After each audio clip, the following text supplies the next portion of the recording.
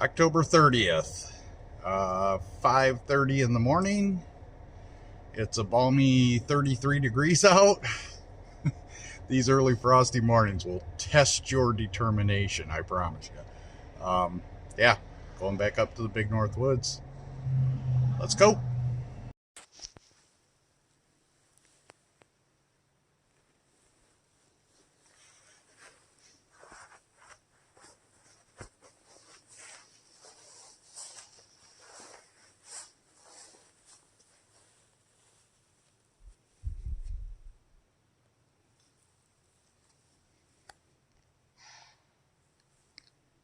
Yeah, bite me.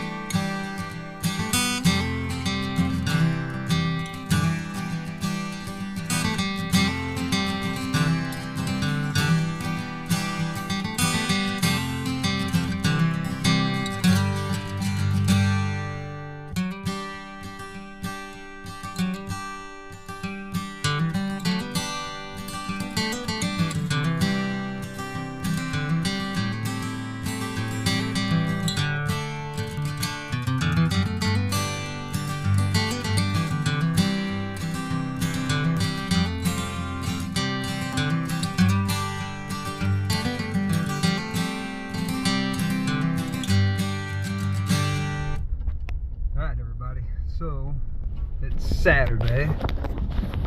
Ooh, let me get that back frame. Sorry. So it's Saturday, November 1st. Cam and I are up north hunting today. I've already dropped Cam off. We stopped, we checked the wind. Wind is kind of just everywhere, swirling just everywhere, staying primarily on the north though. So we're gonna hunt our north wind spot. I dropped Cam off over there. It's where he shot 7-point a couple years back. You guys remember, it was on the channel. So I got him dropped off over there, hoping for a good night. It's a little frosty this morning. It's not so bad right now. It's 50 degrees up here right now. Sun's starting to come out, getting through with all this lake effect rain showers we've been having. So I'm hoping for a good night. Hoping to see some deer at least. I mean, that would break the streak of me not seeing some deer recently. So seems like Frank's having all the good luck right now with seeing deer. I know he'll be out Monday, Tuesday. It's his weekend to work, so he'll be out to hunt.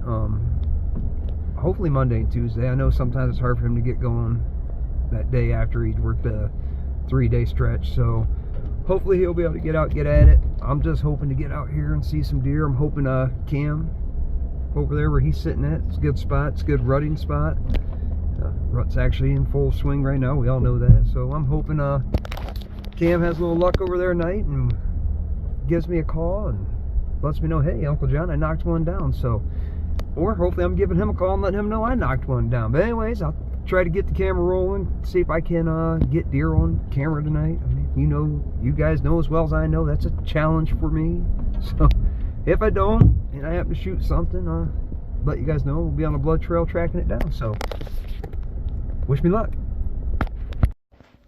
Well, sorry I didn't get that on camera right there, but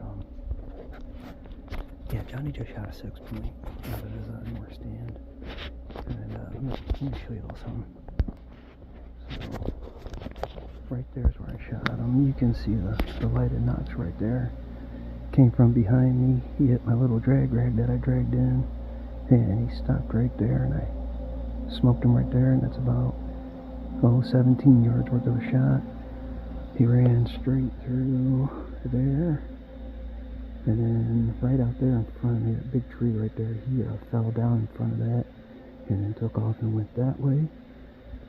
I'm going to go get Cam, and we're going to come back over here and we're going to get him. So yeah, put one on the scoreboard for Johnny. 6-point down, baby, let's go. Alright, so I just picked Cam up. Thanks, Cam, again. We're heading back now, where I just shot that deer. We're driving back in there, getting ready to go.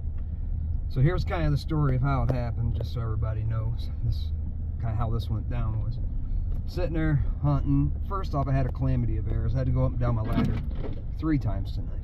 Yeah, because once isn't enough, right? Anyways, I dropped a couple things, paid a price. I thought to myself, great, first hunt, might as well just go home. No, I'm kidding. I wouldn't have went home no matter how bad it was. But anyways, sitting there hunting, night goes by, cool off finally.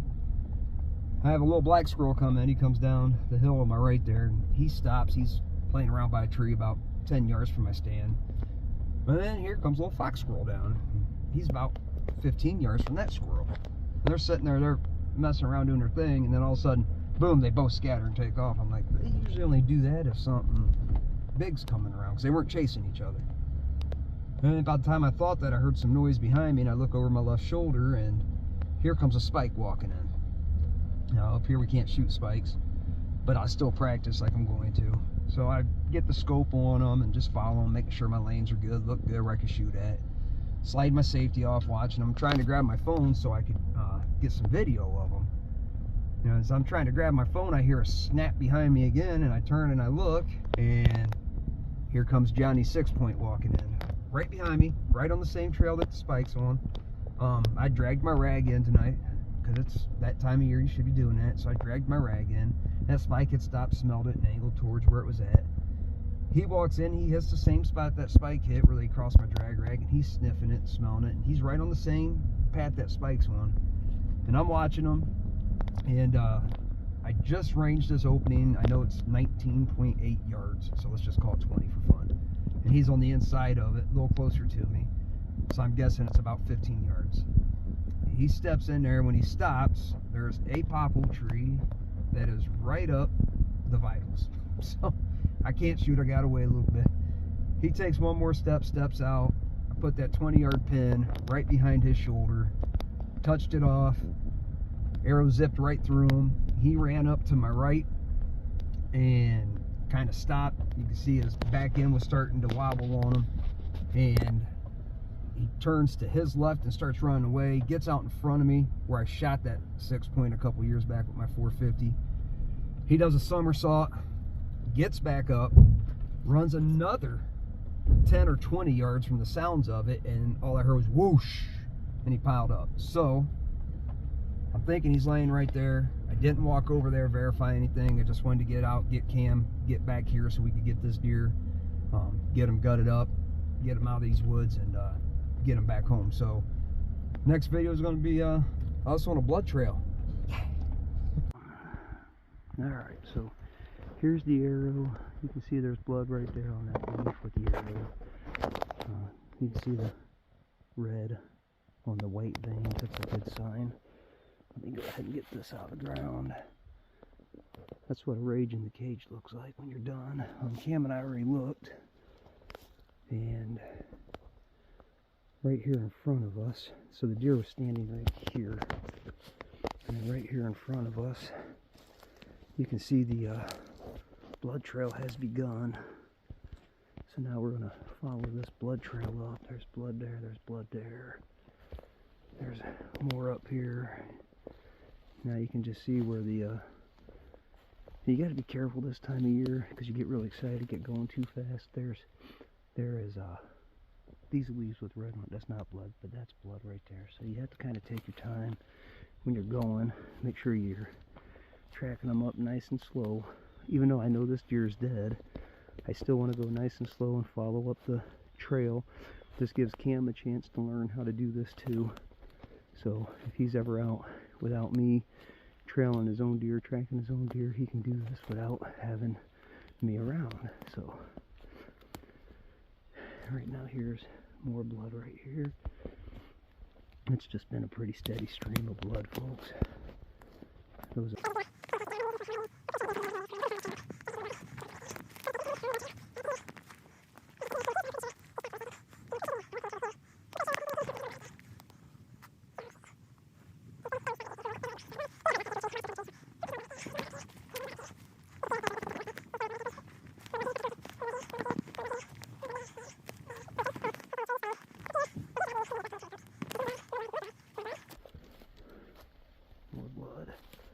more blood. Now right here is where he stopped. You can see where he stopped right here. See that, Cam? And then right over here is where he went left. See how the blood goes this way? No? So but right here is where he stood. And then he made this left-hand turn right here. Right up and through here. Now he's really starting to put out the blood.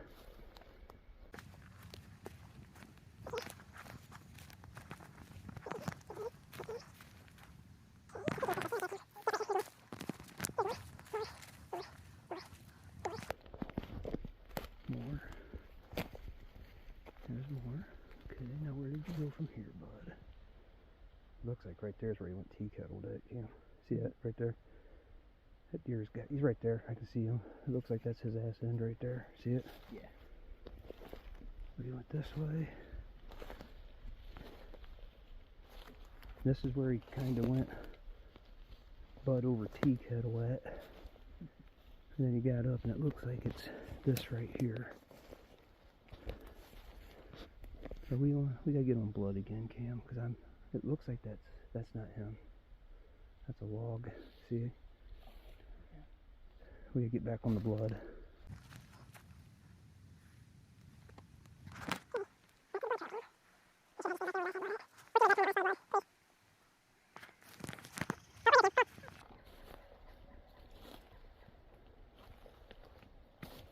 Oh, that is him, Cam. That's just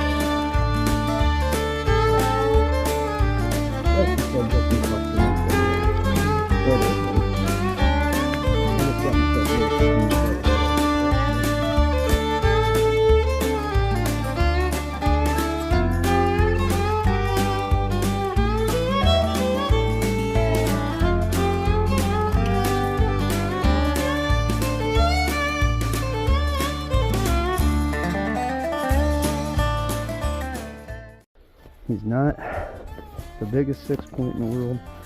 Hell, he might only be, nope, he's a 6. Here, he's a 6 point. So he's a legal buck up here where Cam, Frank and I hunt it. He's not the biggest 6 point in the world, but he's mine. And oh man, I'm thankful for this. All right, so after a very short track job, like I said, he's not the biggest 6 point in the world, but he's a 6 point regardless. Frank and I do not hunt for, trophies. It's nice if a big one comes along, but we hunt to put meat in the freezer. I was just telling Cam that we're getting down to the last part of our venison that we have, so it's nice to get one here and fill it up. And I made a real nice shot on this deer. He didn't go very far. I think maybe total we're probably 50 yards from my tree stand, maybe, if that. So yeah, here he is. I'm super proud. I couldn't be more happy. Give it to do it again, I'd do it again. So he's mine. I know he's probably only a 2.5-year-old deer. If I'd let him go for another year, if I had private property, I would have let this deer go for another year, and probably would have blown up into a big 8. But you know what? He's mine, and he's going to get a truck ride home tonight in the GMC. So Cam, what do you say we start to get dirty here and get this deer out of this woods? Sounds good to me.